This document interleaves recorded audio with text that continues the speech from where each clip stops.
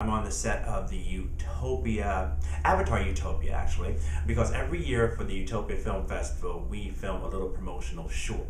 Last year it was Utopia Salvation, which is roughly a parody of Christian Bale's rant on the set of Terminator Salvation.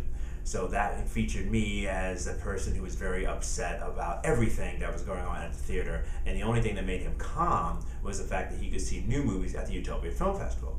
So this year, my concept was basically, what do I do this year? I'm not going to base it on sequels. I'm not going to base it on war movies or things like that. What can I base it on? And I finally came up with I'm sick again. There's something that's bothering me again, and what's bothering me is the lack of good movies. And so because of that, I'm in this hospital setting, and there's these different doctors who come on to try to figure out what's wrong with me.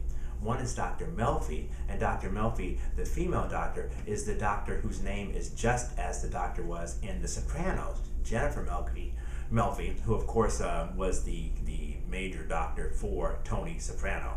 So that's one doctor, and the other doctor is Dr. Richard Kimball.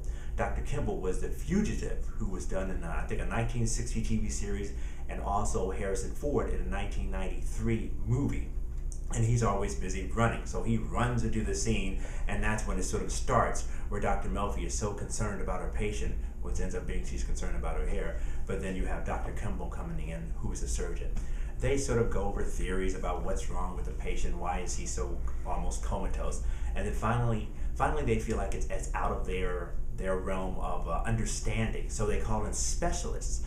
And because we are a film festival, my thought was, well, let's make these specialists people who are in movies now, really big-time figures, iconic figures of current movies. And so one is Jacob, the wolf boy from the Twilight movies. Another is Harry Potter from, of course, the Harry Potter movies.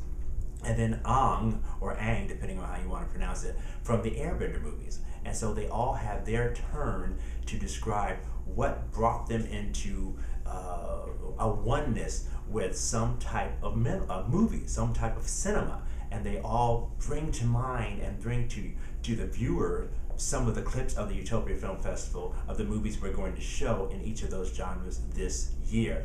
And by the end of it, our parody goes one step further to probably the most popular movie right now, and I think an all-time box office, is the Avatar, when I come out as the Avatar, because I've been transformed because of all these movies give me another lease on life.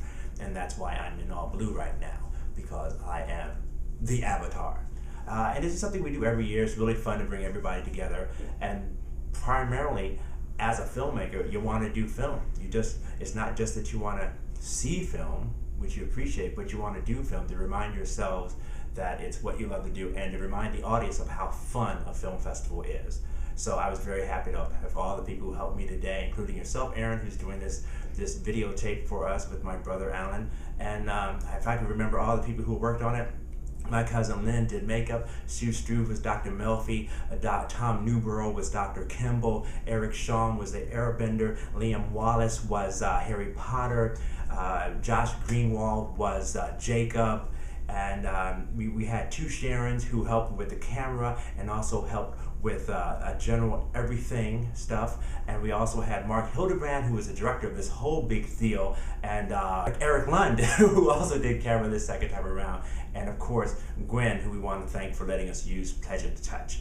Thanks for watching our behind the scenes look at the making of Avatar Utopia.